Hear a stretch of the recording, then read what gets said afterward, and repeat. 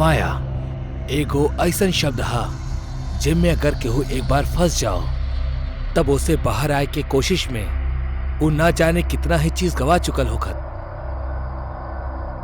आज के कहानी भी एक ऐसने गांव पर आधारित था जेकरा ऊपर कौनो जमाना में एगो मायावी डायन के कब्जा होखत रहल, जौन बड़ा हैरत अंगेज तरीका से आपन शिकार करत रहली।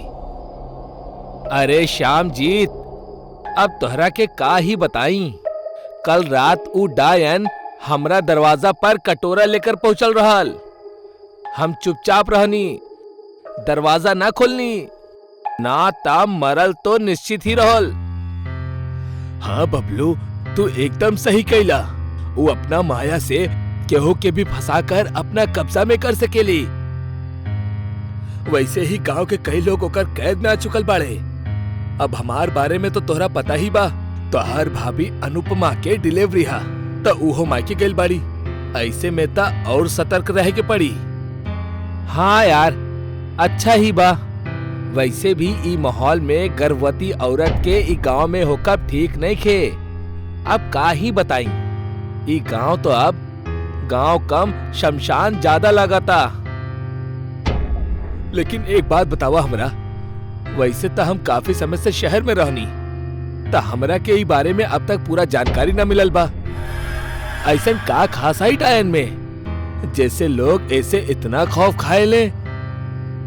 अच्छा, तो तोहरा के अब तक वो कहानी पता नहीं खे। गांव के बच्चा बच्चा वो मायावी डायन के बारे में जानेला। बतावा यार, का कहानी है? अब अगर तू ई कहानी से अनजान बाड़ा ता अनजान ही रहा। जानकार बनब ज्यादा खतरनाक बा। ई पहली में हमरा से बात मत करा, साफ साफ बतावा कि कहानी का है। देखा, शाम ढले के कगार पे बा। घर पहुंच के तोरा इत्मीनान से बताइब। अब ही बताइब सही नहीं खे। कैसन डरपोक इंसान बड़ा यार। अब ही रास्ता भी लंबा है, बात करे के कुछ बा भी ना। यही सहारे रास्ता भी कट जाए जल्दी से। चला बतावा अब। श्याम जीत के लगातार जिद कैला पे बबलू मान जाला और भगवान के नाम जपत हुए वो खौफनाक दास्ता पर से पर्दा उठावे के कोशिश करेला, जैसे पूरा गांव डरेला।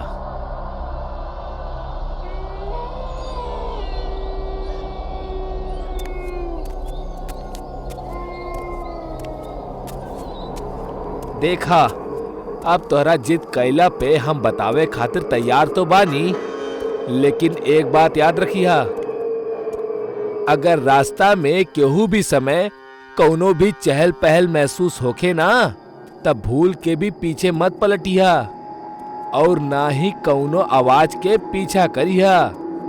हम ऐसा एक खातिर बोला तानी काहे कि हमेशा से तोहार ऐसने आदत रहल हा।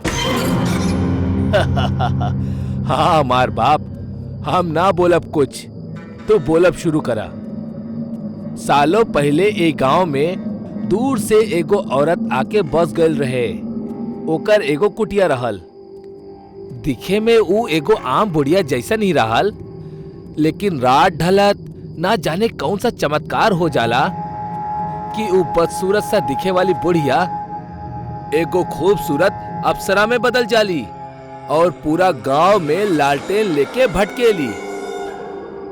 ओकर असली मकसद होखत रहे भटकल नौजवानन के उनकर घर तक पहुंचावल या कौनो राहगीर के हम सफर बनब। लेकिन ई बस ओकर माया रहल। असल में ओकरा केहू के प्रति कौनो हमदर्दी न रहल, बल्कि ऊ यही बहाने नजर रखत रहल और भटकत इंसान के अपना कुटिया के पास ले जाइत और गाड़ देहत। बहुत खूब, लेकिन एगो बात बतावा, वो कोनो गांव के भी महिला तो हो सकेली।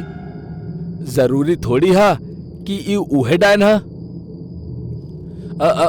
ई बात भी एकदम ठीक बोलला तू, लेकिन एकर भी आपन पहचान बा। ऊ औरत कब्बो भी तोहार आंख में ना देखेली। ऊ बस आपन माया रचेली और अगर शुरुआत के आधा मिनट में तू ओकर जाल में फंस गईला तब तोहरा भगवान भी ना बचा सकेला। बबलू श्यामजीत के वो खौफनाक कहानी के बारे में बतावेला और साथ ही साथ अब वो जंगल के किनारे पे भी पहुंच जाले। लेकिन तब बे उनकर पीठ पीछे से कोनो छोट बच्चा के रोए की आवाज आवेली। हमरा लागत था वो मायावी डायन हमनी दोनों के देख ले बा। जल्दी भागा यहाँ से। ई तू कैसन बात करता है बबलू? वो बच्चा जंगल में कहीं खो गइल बा और अपन माई बाबू खातिर रो रहल बा, और तू यहाँ से कायरो की तरह भागे के बात कर रहल बड़ा। केहू सही ही कहले बा, जब नसीब में जिंदगी के अंत होखेला तब इंसान के बुद्धि भ्रष्ट हो जाली। और अबही ई तोहरे साथे हो रहल बा। अगर अबही ना भगबा तो हमार दोस्त अब मुलाकात तोहर कब्र पर ही होखी। इतना कह के बबलू पूरा ताकत से वहां से भागेला। लेकिन श्यामजीत अभी भी अपना मन के दुविधा में फंस के खड़ा ही रह जाला और फिर धीरे से पीछे पलटेला। श्यामजीत अब जौन दिखलस उ देख के ओकर होश उड़ जाले। जमीन पर ओकर गर्भवती पत्नी अनुपमा पड़ल रहे, जौन दर्द से छटपटात रहली। अनुपमा, तू तो मायके गल रहलू, यहाँ का कर रहल बाड़ू? श्यामजीत सोचेला शायद मायके से घर लौटत समय उ यही जंगल के रास्ता चुनले हुई।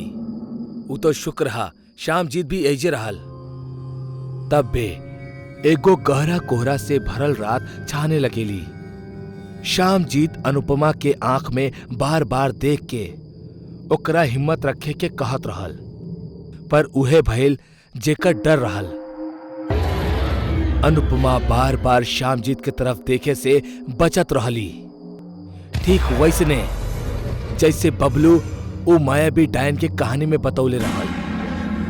तब बे श्यामजीत वो बच्चा के रोए के आवाज पर गौर करेला। अचानक से ओकर मन में ख्याल आवेला कि अगर बच्चा पेट में हा तो ओके रोए के आवाज कैसे सुनाई पड़ रहल बा। इतना सोचत ही रहल कि ओकरा के ठीक अपना सामने एगो कुटिया नजर आइल। अब तक श्यामजीत के सब कुछ समझ आ चुकल रहे कि अब ओकरा साथे का हो रहल बा। ई महज एगो माया हा जेमे ऊ फंस के रह गइल बा और जिंदगी के आखिरी समय में पहुंच चुकल हा। श्यामजीत तुरंत वहां से भागे के लिए उठेला कि तब बे अनुपमा ओकर हाथ पकड़ लेवेली और ऊ बुढ़िया भूतनी यानी मायावी डायन में बदल जाली, जेकर इर्द गिर्द जादू के छवि प्रकट होके लागल। अचानक श्यामजीत जमीन के अंदर धसे लागल और तेज खींचत खींचत जमीन में जिंदा दफन हो जाला। बबलू सबसे बड़ भूल ई कर देले रहल कि ऊ समय और जगह ना देखलस। ऊ ई कहानी तब सुनौलस जब ऊ दोनों मायावी डायन के कुटिया के करीब से गुजरत रहले। आज भी ऊ गांव के जंगल ऊ मायावी डायन के दहशत से कांपेला, काहे कि इंसान एक बार मौत से बच जाला, लेकिन माया से बचब इंसान के फितरत में नहीं खे। ये कहानी शहर के बाहर एगो घना जंगल के हा, जहां लोगन के कहा भा कि दू सिर वाली चुड़ैल दिखाई देवेली जौन लोगों के खून पियली। यही से लोग दिन में भी इस जंगल में जाए से डरेले। शुभम और मनदीप फिल्म देख के घर लौटत रहले। अरे आज तो मजा ही आ गइल, इतना दिनों के बाद पिक्चर देखनी। का यार का बोलेला? अरे हमरा डर लग रहल बा, अब जंगल के रास्ता चालू होखी। ओ दू सिर वाली चुड़ैल ये जे जंगल में रहेली। तू पागल बड़ा का? चुड़ैल होबे ना करेली, और वो दू सिर वाली चुड़ैल वो तो हो ही न सकेली। अरे यार तू ऐसा मत बोला, बस नीचे देखा और चलत रहा। अबे यार तू हमेशा छोट छोट बात पे डर जाला। सुन ला, अब भी यही बोलबा तू? अरे कौनो जानवर होखी, तू ना बहुत बड़ा वाला बेवकूफ बड़ा। शुभम निडर बन के चले लगेला और मनदीप ओकर पीछे पीछे डरा सहमा चलत जात रहल। कुछ दूर जाए के बाद पेड़ जोर जोर से हिले लागल। अरे बिना हवा के ई पेड़ इतना काहे हिल रहल बा? शुभम बुरा तरह डर जाला, हाथ पैर कांपे लगेला। वो भागे के कोशिश करेला, भागत भागत गिर जाला। अबे का भइल? पेड़ के ऊपर देखा, पेड़ के ऊपर तू सिर वाली चुड़ैल रहल। अच्छा हमरा के डरा रहल बड़ा। चुपचाप चला, हम डरे वाला ना बानी।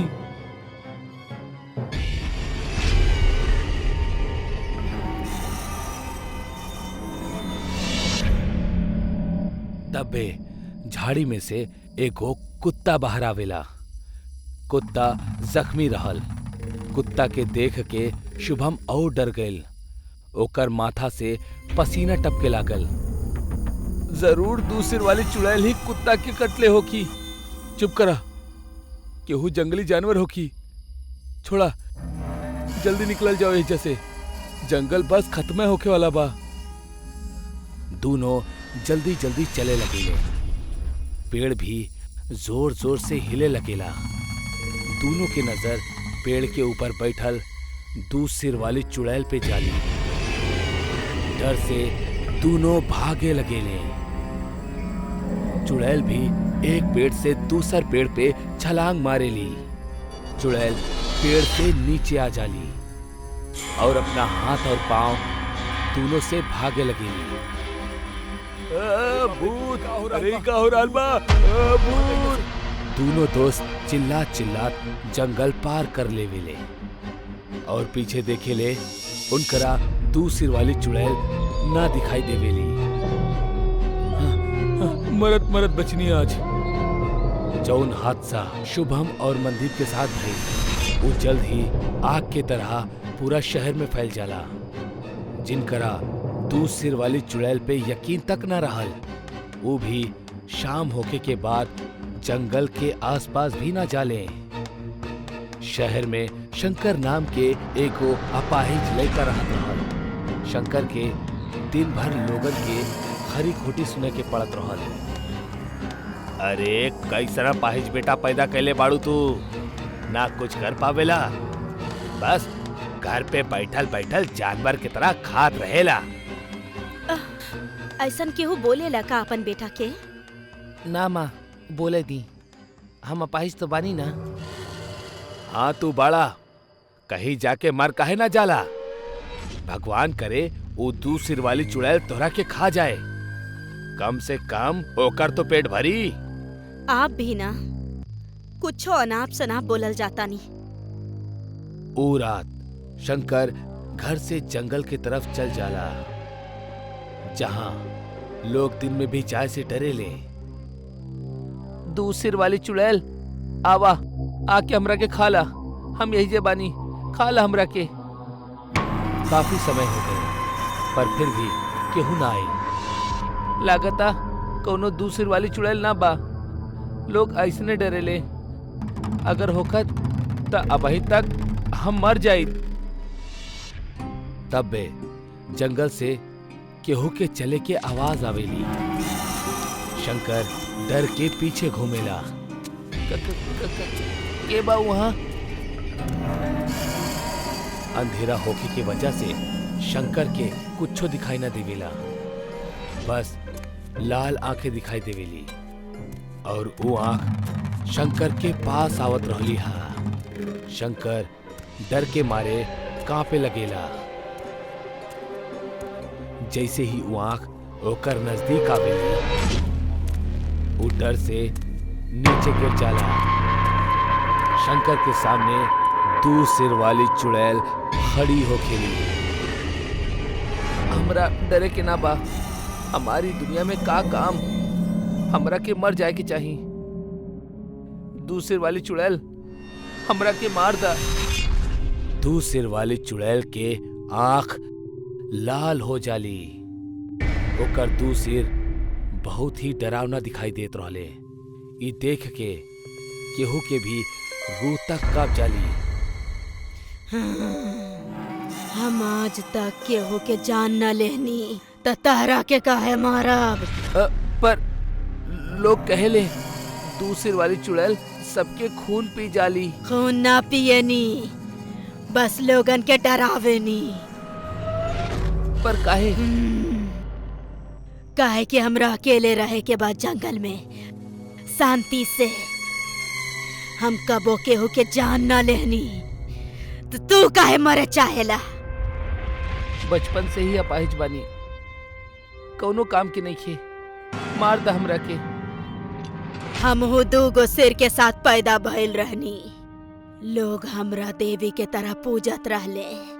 जब 16 साल के भइनी तब एगो तांत्रिक हमार हरण कर लेलस और हमार बलि ले लेलस अपन शक्ति बढ़ावे खातिर। ओ तांत्रिक के शक्ति त ना बढ़ल, बाकी हम ना मर सकनी ना जिंदा रहनी। हम ही जे रह गईनी इस जंगलन में। और आज दू सिर वाली चुड़ैल के नाम से लोग जाने ले। उहे लोग पहले हमरा देवी के तरह पूजत रहले। आपके साथ बहुत बुरा भइल। आप बुरा ना बनी, हम इन लोगन के जरूर बताई। केहू यकीन ना करी, मरे के बाद लोग याद तक न करेले। लोग मतलबी बाड़े और मतलबी ही रही हैं। हमार छोड़, तू अपन जिंदगी बना। तहरा पास लंबा जिंदगी बा दोस्त। हम जिए चाहत रहनी, वो तांत्रिक हमरा के जिए ना देलस। तहरा पास मौका बा, जीला अपन जिंदगी, जीला। चुड़ैल इतना बोल के गायब हो गई। दू सिर वाली चुड़ैल के कहानी शंकर के मन के छू गई। वो ठान लेहलस कि वो जीवन के सतर्क बनाई और ई ख्याल के साथ वो जंगल से लौट गई। आज भी दू सिर वाली चुड़ैल लोगन के डरावेली। उ ना चाहेली कि केहू भी ओकर जंगल में आवे।